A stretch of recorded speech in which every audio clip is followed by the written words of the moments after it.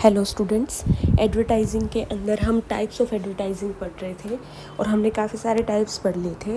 अब जो है इसके बाद वो क्या है, ई एडवर्टाइजिंग, जो हमने थोड़ा सा एक टाइप के अंदर आया था पॉइंट, वहाँ पढ़ा था। अब थोड़ा डिटेल में दिया हुआ है ई एडवर्टाइजिंग के बारे में, क्योंकि आजकल ई एडवर्टाइजिंग काफ़ी ज़्यादा पॉपुलर हो गई है, इसलिए है ये पॉइंट। ठीक है, देखिए क्या है, जब एडवर्टीज़मेंट जो है इंटरनेट के थ्रू कस्टमर के सामने रखी जाती है, कोई प्रोडक्ट के बारे में हम बता रहे हैं, तो वो ई एडवर्टाइजिंग कहलाती है। अब वो प्रिंट फॉर्म में भी हो सकती है, वो जो है ऑडियो या ऑडियो विजुअल फॉर्म में भी हो सकती है, किसी भी तरीके से हो सकती है। अगर हम बात करें कि इसकी शुरुआत की, तो डेवलप्ड नेशंस ने इसको काफ़ी पहले से जो है शुरू कर लिया था, और इन देशों में जो है काफ़ी ज़्यादा पॉपुलर ऑलरेडी ई एडवर्टीज़मेंट्स जो हैं वो हो चुके हैं, क्योंकि वहाँ पर इंटरनेट यूज़र्स बहुत ज़्यादा हैं। हमारे देश में भी अब जो है काफ़ी ज़्यादा पॉपुलर ई एडवर्टीज़मेंट्स हो रही हैं। तो वो है, पहले की अगर बात करें तो जो इंटरनेट पर दिखाए जाने वाली एड्स हैं उनके लिए अलग से एड्स नहीं बनाते थे। जो टीवी पर ही ऐड आ रही है वही इंटरनेट पर दिखा देते थे। अब जो है इंटरनेट पर दिखाने के लिए अलग से भी ऐड बना रहे हैं। तो ये सब चीज़ें यहाँ बताता है। फिर बताता है कि ई एडवर्टीज़मेंट जो है वो कैसे की जा सकती है, फॉर्मेट्स क्या हो सकते हैं। पहला है यहाँ पर वर्ल्ड वाइड वेब पेज, कि आप है ना वेब पेज के ज़रिए अपनी एडवर्टीज़मेंट करते हो, कि आप एक वेबसाइट बनाते हो वेब पेज पर, और वो उस पर अपनी कंपनी के बारे में, प्रोडक्ट्स के बारे में डिटेल में बताते हो, तो वो वर्ल्ड वाइड वेब पेज के ज़रिए एडवर्टीज़मेंट होती है। ठीक है, उसमें फिर प्राइस कि कहाँ पर मिलेगा, ये सब आप बता देते हो उसके अंदर। इसके बाद है बैनर एड्स, ये मोस्ट कॉमन यूज़ होने वाली एड्स हैं। बैनर की फॉर्म में टेक्स्ट, एक बैनर आएगा, उस पर टेक्स्ट और ग्राफिक्स होंगे, उसकी फॉर्म में जो है आपको आपके सामने एड्स आती हैं, और ये पॉपुलर वेबसाइट्स पर इस तरह की एड्स की जाती हैं।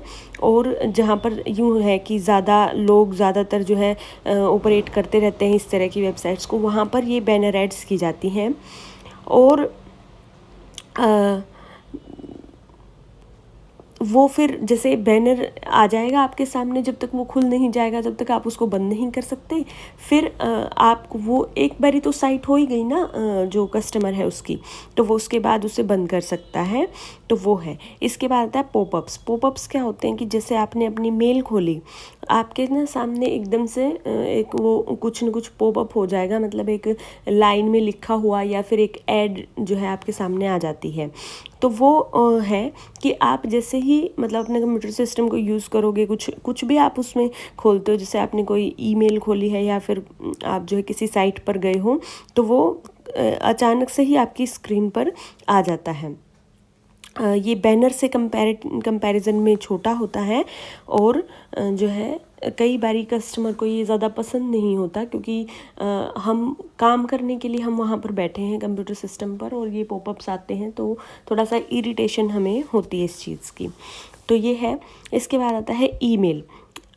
ईमेल जो है यहाँ पर क्या कहता है कि कस्टमर्स के, रिटेलर्स हो या फिर चाहे मैन्युफैक्चरर कोई भी हो, चाहे जो ऐड कर रहा है, एडवर्टाइज़र जो है वो ना ईमेल एड्रेसेस कलेक्ट कर लेता है टारगेट ऑडियंस के, और उनको फिर मेल कर देता है अपने प्रोडक्ट के बारे में। तो मेल के ज़रिए एडवर्टीज़मेंट है ये, ईमेल एडवर्टाइजिंग भी आप इसको कह सकते हो।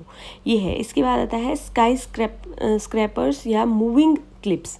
क्या होता है कि जैसे आप मान लो कि कोई सोशल नेटवर्किंग साइट यूज़ कर रहे हो, ठीक है, उसमें क्या होगा कि साइड में एक छोटी सी डिब्बी ऐसी होगी, और उसके अंदर वो ऐड चल रही होती है, तो उसको बोलते हैं मूविंग क्लिप्स, कि वो वहाँ पर ऐड जो है कर रहा है। एक तरीके से हो सकता है आपका ध्यान चला जाए तो बॉटम में या ऊपर जो है वो ऐड मतलब एक साइड पर होती है। ये है। इसके अलावा नेक्स्ट आता है फिर पोर्टल्स। पोर्टल्स क्या होता है कि पोर्टल का मतलब होता है कि किसी चीज़ के अंदर जाने का डोरवे होता है जो, ठीक है, उसको पोर्टल बोलते हैं। तो अब यहाँ पर स्पेसिफिक चीज़ों के अलग अलग सब चीज़ों के पोर्टल्स बने होते हैं, तो वहाँ पर रिलेटेड एड्स आप कर सकते हो। ठीक है, तो वो यहाँ पर बताता है। तो जैसे कि एग्जाम्पल के रूप में इसमें ले सकते हैं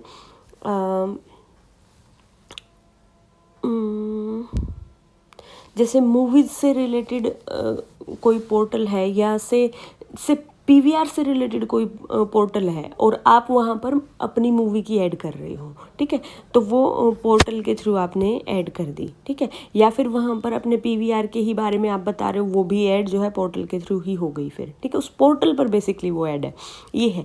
इसके अलावा नेक्स्ट आता है वेब कमर्शियल्स। अब जो है स्पेशली इंटरनेट पर देने के लिए एड्स अलग से की जाने लगी हैं। वो मैंने आपको बताया ना कि पहले जो टीवी पर ऐड आती थी ना, वही नेट पर भी चला देते थे। अब ऐसा नहीं है, नेट पर जो है अलग से स्पेशल एड्स बनाते हैं जिसका ड्यूरेशन कंपैरेटिवली ऐड जो टीवी पर आती है उनके कंपैरिजन में ज़्यादा लंबा हो सकता है। तो वो है। इसके बाद है कंटेक्चुअल एडवर्टीजमेंट्स। कंटेक्चुअल एडवर्टीजमेंट्स कौन सी होती हैं? जहाँ पर जो लगभग एक जैसी सर्विस या फिर प्रोडक्ट बेचे जाते हैं जहाँ पर, तो वो कॉन्टेक्स्ट में बता देते हैं अपने प्रोडक्ट को। जैसे कि कोई ये टूरिज़्म के लिए कोई इंडस्ट्री है मान लो, मतलब कोई ऐसी ये आप बोल सकते हो इसको ट्रैवल एजेंसी। जैसे ट्रैवल एजेंसी है तो ट्रैवल एजेंसी अपनी ऐड कर रही है और साथ में ही वहाँ पर क्या है कि उसी की वेबसाइट पर एयरलाइंस की ऐड आ रही है, ठीक है, तो वो क्या है कंटेक्चुअल, क्योंकि दोनों इंडस्ट्री एक दूसरे को कॉम्प्लीमेंट करती हैं कि वहाँ पर आप जाओगे तो आप इस एयरलाइन के थ्रू जा सकते हो। इस तरीके की जो एड्स होते हैं वो कंटेक्चुअल एडवर्टीजमेंट होती हैं। फिर होता है ब्लॉग्स।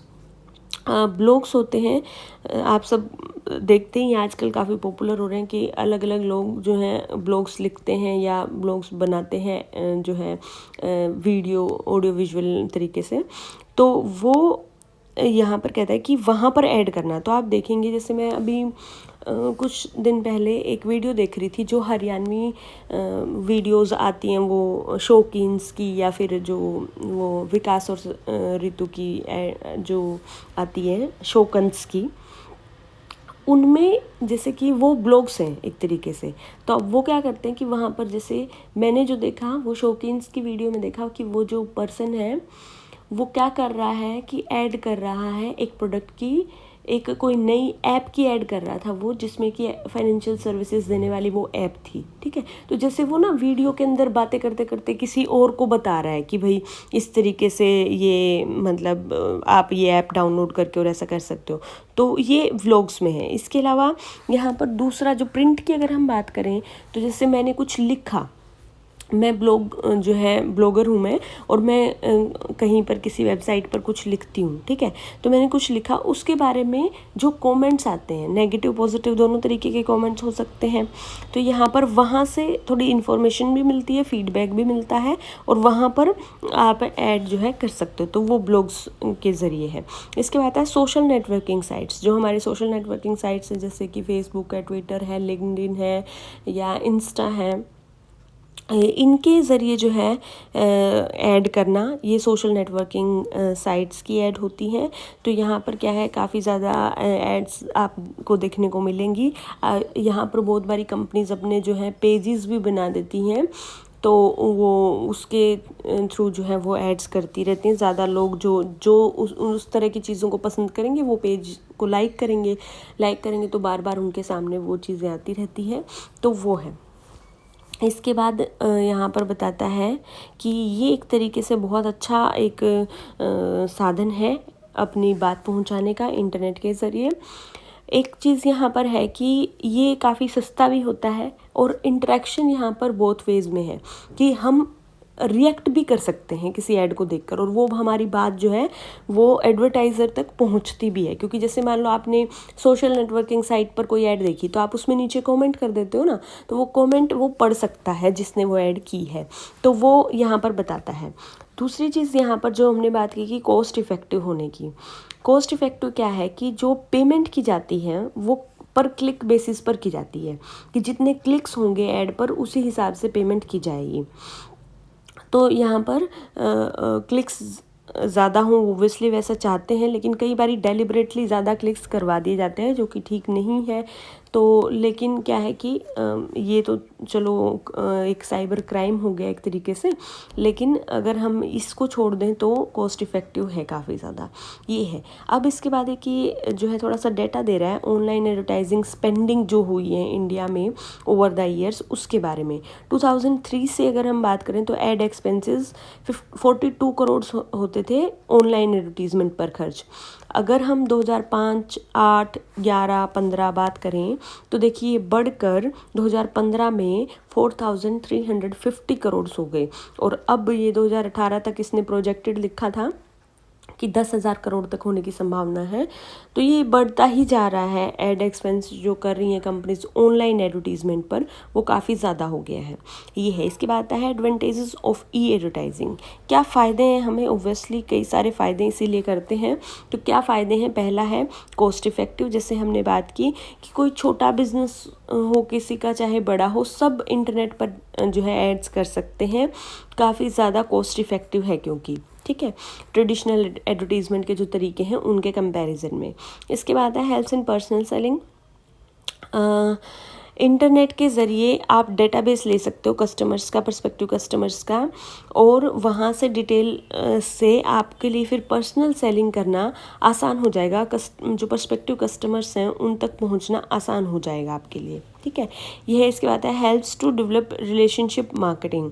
यहाँ पर कहता है इंटरनेट एडवर्टाइजिंग जो है, क्योंकि हमने पढ़ा कि इंटरैक्टिव है, तो इस वजह से क्या होता है कि एक रिलेशनशिप बन जाती है हमारी कस्टमर के साथ लॉन्ग टर्म की। और यहाँ पर कहता है कि अगर कोई कंप्लेंट्स भी आती हैं तो वो ऑनलाइन कंप्लेन कर सकता है, और हम उसकी कंप्लेन को अगर दूर करते हैं तो एक अच्छी रिलेशनशिप डेवलप होती है, ये है। इसके बाद आता है डिटेल मैसेज।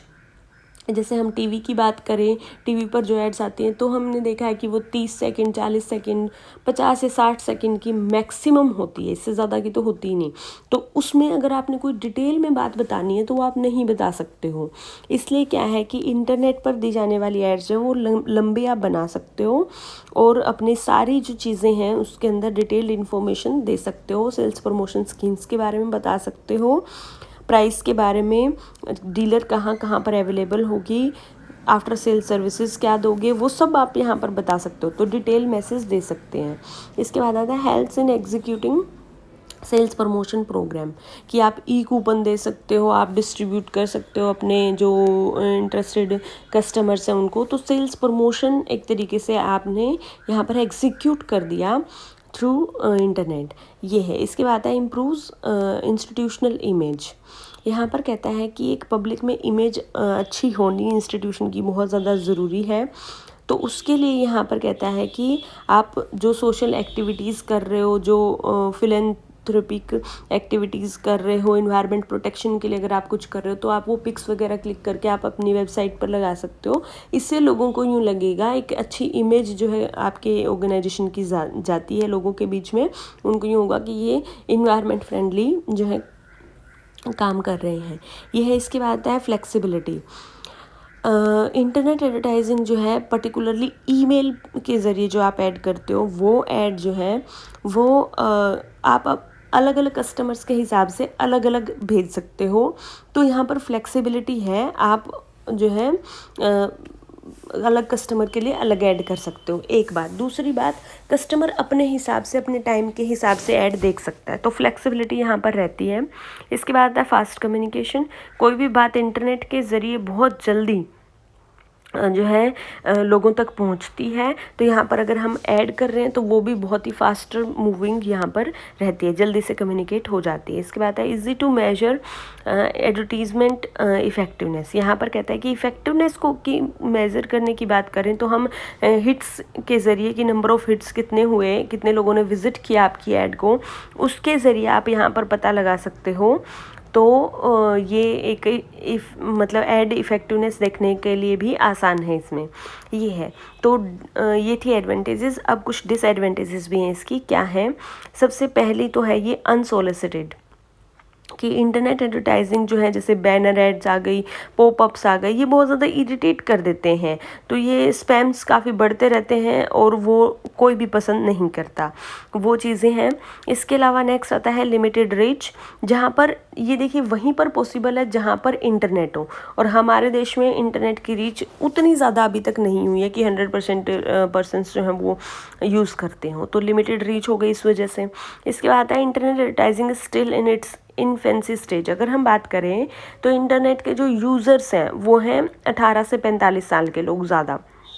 तो यहाँ पर क्या कहता है कि अब वो कितने हैं हमारे देश में, और फिर वो कितना इंटरनेट यूज़ कर रहे हैं उस पर डिपेंड करता है। तो अगर हम बात करें इंटरनेट पर दी जाने वाली एड्स की, तो अभी बहुत ज़्यादा पॉपुलर यूँ कहें डेवलप्ड नेशन के कंपैरिजन में तो नहीं है। इसके बाद है सर्विसेज ऑफ एक्सपर्ट्स।